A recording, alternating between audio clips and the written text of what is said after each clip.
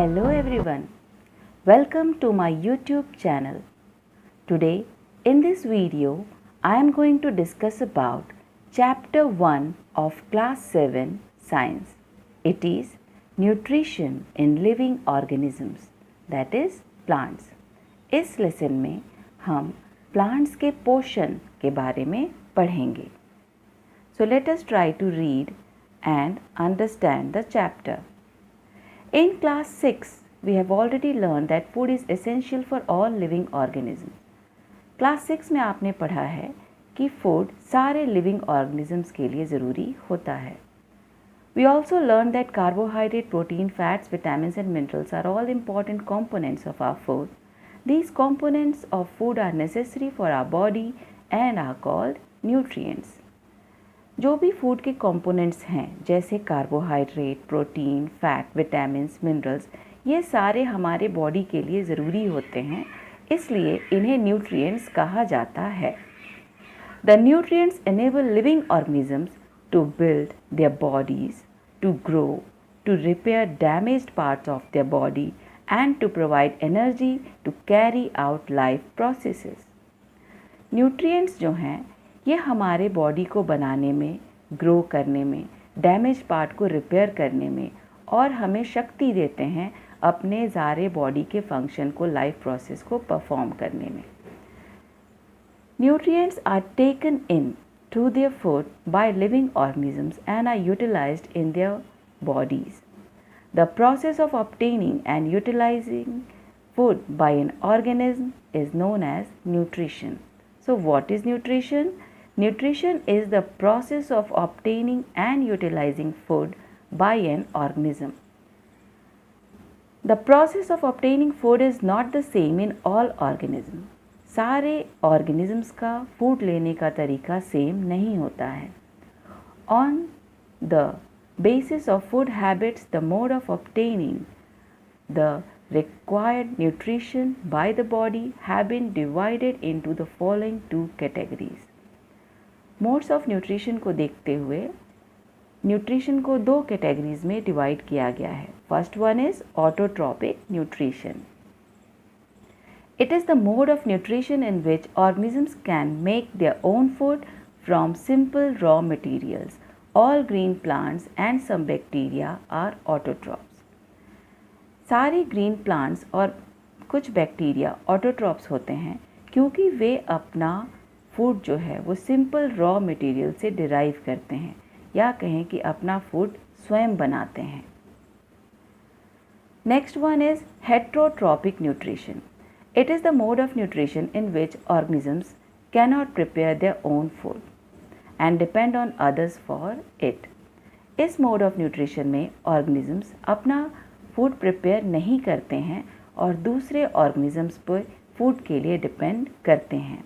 इस कैटेगरी में सारे एनिमल्स और कुछ प्लांट्स भी आते हैं. These type of animals and plants are called heterotrophs.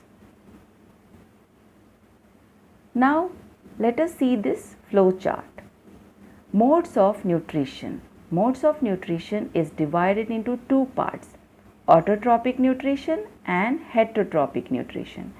And heterotrophic nutrition is again divided into three parts: saprotrophic, parasitic and holozoic nutrition. We will study about this one by one. Now here is, do you know, Euglena is an organism that shows both autotrophic and heterotrophic modes of nutrition. It has both plant and animal-like features.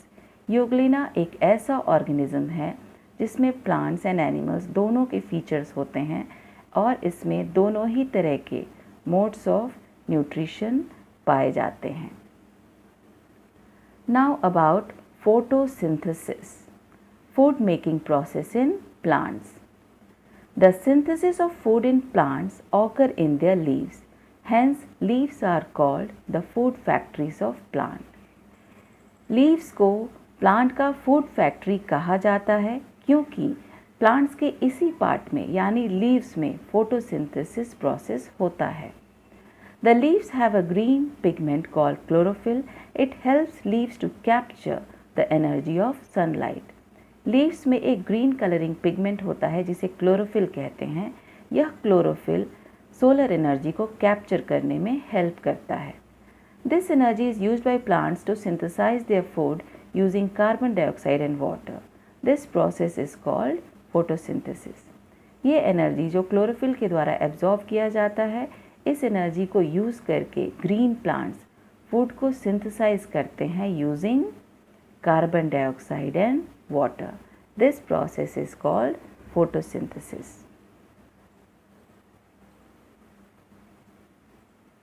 Photo means light and synthesis means to combine.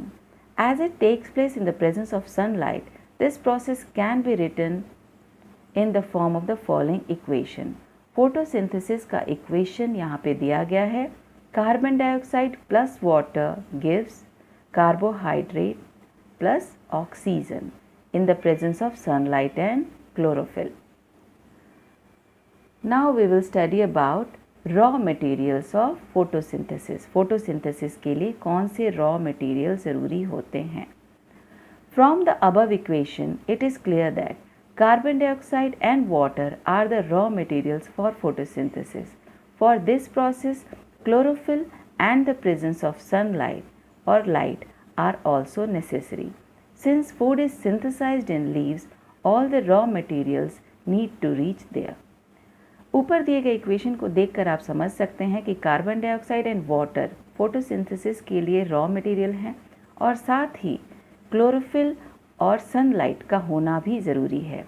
इसके साथ साथ ये सारे raw materials leaves तक यानी पत्तों तक पहुंच जाने चाहिए सो दैट वहाँ ये प्रोसेस हो सके। Water and minerals. These are absorbed by the roots from the soil. From here, water and minerals are transported to other parts of the plant by the vessels. Vessels are the tubes that run throughout the roots, the stem, the branches, and the leaves. You will learn more about this in chapter 8. जो roots हैं ये soil में से मिट्टी में से water and minerals को absorb करते हैं और प्लांट के अलग अलग पार्ट्स में ट्रांसपोर्ट कर देते हैं थ्रू द वेसल्स। और ये वेसल्स क्या होते हैं? वेसल्स ट्यूब लाइक स्ट्रक्चर्स होते हैं जो कि रूट, स्टेम, ब्रांच, लीव हर जगह होते हैं। जिस प्रकार हमारे बॉडी में नर्व्स होते हैं उसी प्रकार प्लांट्स में वेसल्स होते हैं जो वाटर एंड मिनरल्स को ट्रांसपोर्ट करते हैं from the roots to different parts of the plant. Carbon dioxide. Plants take carbon dioxide from atmosphere. Carbon dioxide enter the leaves through the tiny pores present on the surface of leaves. Such pores are called stomata. Stomata ऐसे tiny pores होते हैं जो leaves के surface पे होते हैं और इसी के द्वारा plants जो हैं कार्बन डाइऑक्साइड को एटमॉस्फेयर से ले पाते हैं। ये एस्टोमाटा सराउंडेड होते हैं गार्ड सेल्स से और ये गार्ड सेल्स इसके ओपनिंग एंड क्लोजिंग को कंट्रोल करते हैं। Now sunlight. Sunlight is the light energy that comes from the sun. During photosynthesis, the plant use energy of sunlight to prepare food.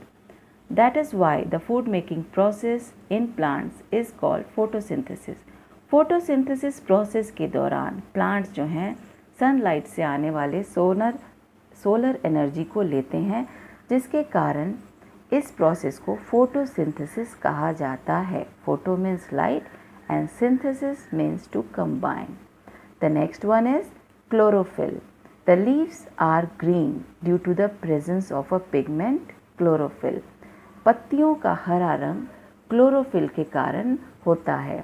It helps the leaves to capture solar energy. ये पत्तियों को help करता है solar energy को capture करने में.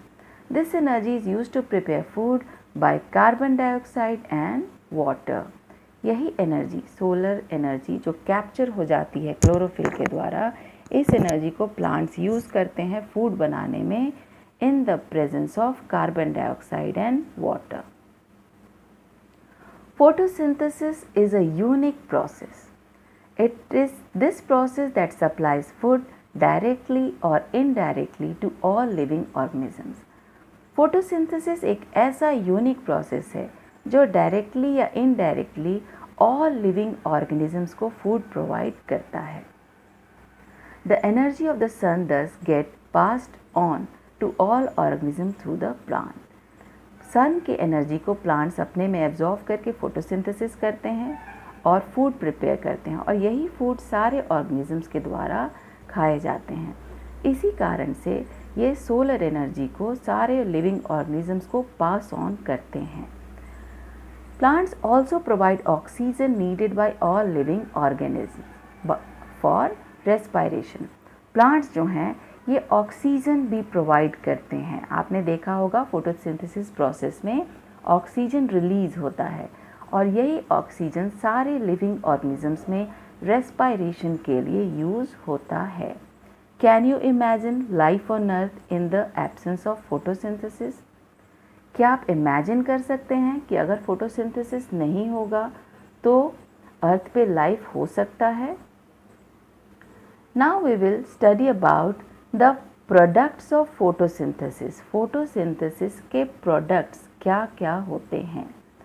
The initial product of photosynthesis is carbohydrate glucose. पहला product photosynthesis का glucose होता है in the form of carbohydrate. It next gets converted to starch whose presence in leaves indicate the occurrence of photosynthesis. ये जो है ये starch में convert हो जाता है जो लीव्स में पाया जाता है जिससे ये पता चलता है कि लीव्स में फोटोसिंथेसिस होता है. Carbohydrates contain carbon, hydrogen and oxygen. Carbohydrates में कार्बन, हाइड्रोजन एंड ऑक्सीजन होता है. Some carbohydrates are also converted to proteins and fats. कुछ कार्बोहाइड्रेट जो हैं प्रोटीन एंड फैट्स में भी कन्वर्ट हो जाते हैं. Besides carbon, hydrogen and oxygen, proteins also contain nitrogen. Proteins में कार्बन, हाइड्रोजन एंड ऑक्सीजन के अलावा नाइट्रोजन भी होता है. Now, where does this nitrogen come from? Nitrogen is present in air, but plants cannot use this nitrogen directly.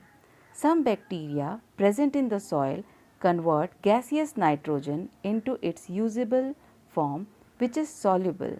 कुछ bacterias जो plants के roots में होते हैं वो एटमॉस्फेरिक नाइट्रोजन को सॉल्युबल फॉर्म में कन्वर्ट कर देते हैं और ये सॉल्युबल नाइट्रोजन प्लांट्स के रूट्स के द्वारा एब्जॉर्ब कर लिया जाता है अलॉन्ग विथ वाटर.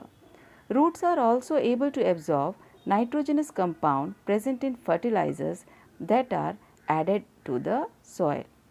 रूट्स जो हैं वो मिट्टी में मिले हुए नाइट्रोजनस कंपाउंड को भी एब्जॉर्ब कर सकते हैं जो फर्टिलाइजर्स के द्वारा मिट्टी में ऐड किया जाता है.